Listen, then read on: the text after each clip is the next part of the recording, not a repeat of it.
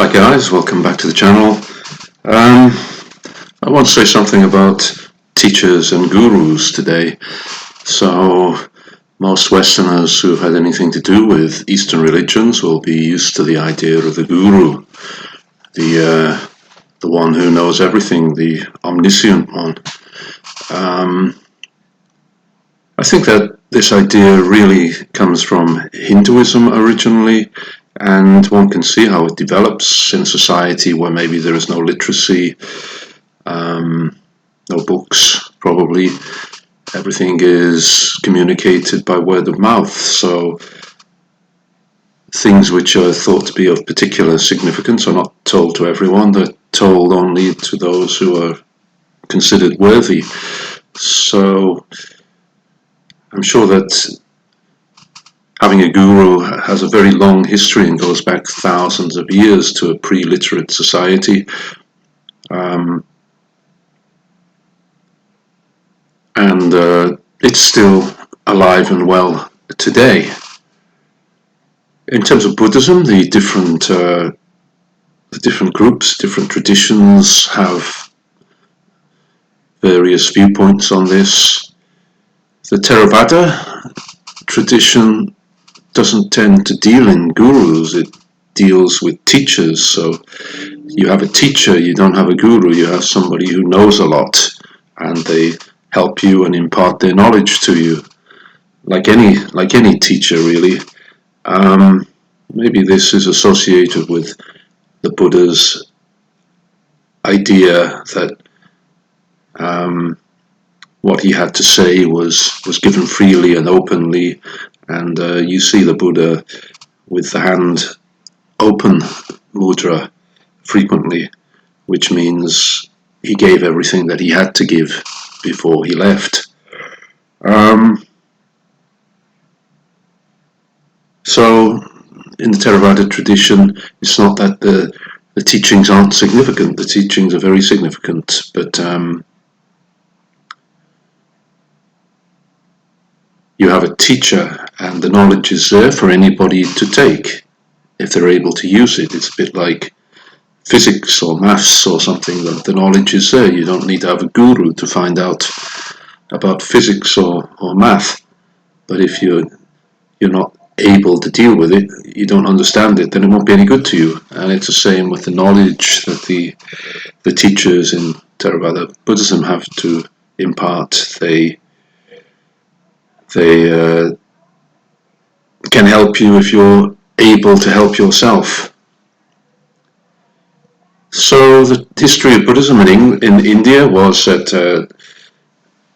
hundreds of years after the Buddha passed away, Hinduism was reasserting itself, and it seems that, it's only my opinion actually, but it seems to me that later forms of Buddhism in India started to seem a bit more like Hinduism. It's started to take more things from Hinduism, maybe as a means of making it more palatable to the people. And one of these was the guru, I think. So in later forms of Buddhism, the guru becomes very important. And the idea is probably that a guru goes with secret teachings. So teachings are imparted, and you need a guru to tell you, basically, and you need a guru to give you permission, and you need a guru to go on to the next step. So the guru will lead you all the way. The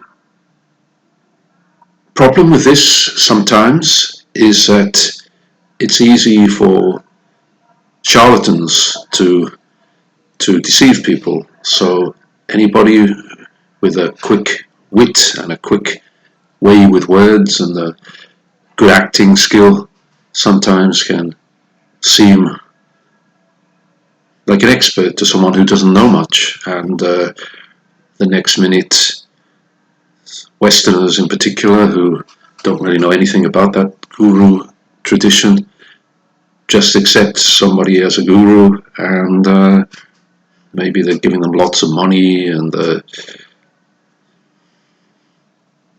being asked to do this and being asked to do that. So you have to be careful. Of course, there are gurus who are genuine, but it's amazing how often they seem to end up with clay feet. So remember the Beatles went to India, and George in particular was impressed with Maharishi, but I think Lennon later said he was mostly concerned with getting close with the women there. So yeah, this is the kind of thing you hear a lot of with gurus, of course, because they have power over people, and if they're not good people, then they will start to use that power to help themselves in various ways. That's a problem with a guru. Sometimes it's very difficult to understand which is a genuine one and which is not. My personal opinion probably is that gurus are mostly unnecessary. What you really want is a good teacher, somebody who will be open and frank about the teachings, and then you can see if you are able to perform the things which are important that the teacher gives you in a good way. Can you do well at these teachings?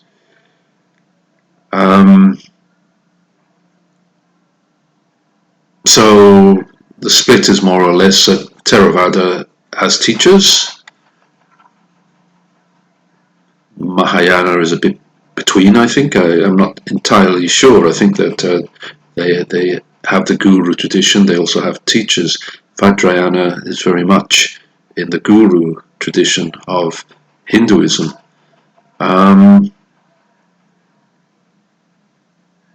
There are plenty of gurus around today as well, and as I said before, they often have clay feet. So in the Buddhist tradition, fairly recently, there was one highly thought of master who actually got me interested in Buddhism to begin with, and he was found to be treating his students as his sex servants, and this kind of thing, it happens quite a lot when you give people that kind of power. They get delusions of grandeur about themselves and think that they're doing everybody a favor by spreading themselves around. So not everybody is like that, I hasten to add, but the particular person I'm talking about, I would have thought was a highly respected guru who got many people interested in Buddhism through his book, his famous book. So I think anyone who's interested in Buddhism probably knows who I am talking about. There are other gurus in the Hindu tradition who seem to amass great wealth and fly in private jets from one venue to another, or go around flying in helicopters and things like this. It doesn't really fill me personally with confidence. I don't want someone who is teaching me being involved in things like that. I just want a good teacher. So you must decide for yourself. But as a general rule of thumb these days, I tend to think that if someone is asking for money beyond donations, I'm immediately a bit suspicious. I don't think these teachings really should be paid for. People should give donations if they want to give donations, but I don't think and it's of course it's usually phrased in some kind of way that we want a donation. But there's often a proviso like, and we suggest that it should be something like this, which I don't think should be there. The teachings should be free, in my opinion, if they're worthwhile, and if somebody then wants to give a donation, then they can, and that's a real charity. Then that becomes a real charity, and plenty of people have built monasteries and huge edifices on the basis of genuine donations. So just be a little bit suspicious if you find a group too easily accepting on the basis of money. So yes, of course they want you, and they want your money. My present teacher works so hard and does so much for so many people, online and offline, and never asks for money. People give donations, and that's fine, but I don't think the teaching should be directly related to monetary value. And then when the teachings are kind of secret, the monetary aspect can get more and more important. Like, oh, you got the first stage and that cost this amount, now you can get the next stage for X amount, and then go on to something else for even more money. So it shouldn't be like that, I don't think. And if it is, in my opinion, you should be a bit suspicious. Religious teachings should work on the basis of donations and not asking directly for money all the time. But like I say, be careful, because it's usually phrased in some kind of way like, oh, it's a donation, but we suggest the donation should be $100 or something like this. So basically it's a fee, and if you don't pay the $100, you won't be on the course. So the origin of these secret teachings in Buddhism is that the Mahayana and the Vajrayana developed the idea of the guru and teachings which the Buddha, the historical Buddha, left behind to be found after his death. So some people accept that idea, some people don't. In one sense, it doesn't really matter if the Buddha gave these teachings or not. The practices can be useful, and they don't need to have been taught by the Buddha to be useful. Maybe other people thought of some of them, but that doesn't mean that the practices are not useful. But be aware that secret teachings go with gurus, and gurus and secret teachings together are very easily monetized. So I like the idea of the open heart and the open hand that gives the teachings freely, and if you're able to understand, like if you're able to understand physics or math, you can use it. And then if you want to give a donation to help, you can. That would be my advice, to be very careful about gurus unless you are sure that you can tell a true one from a fake one.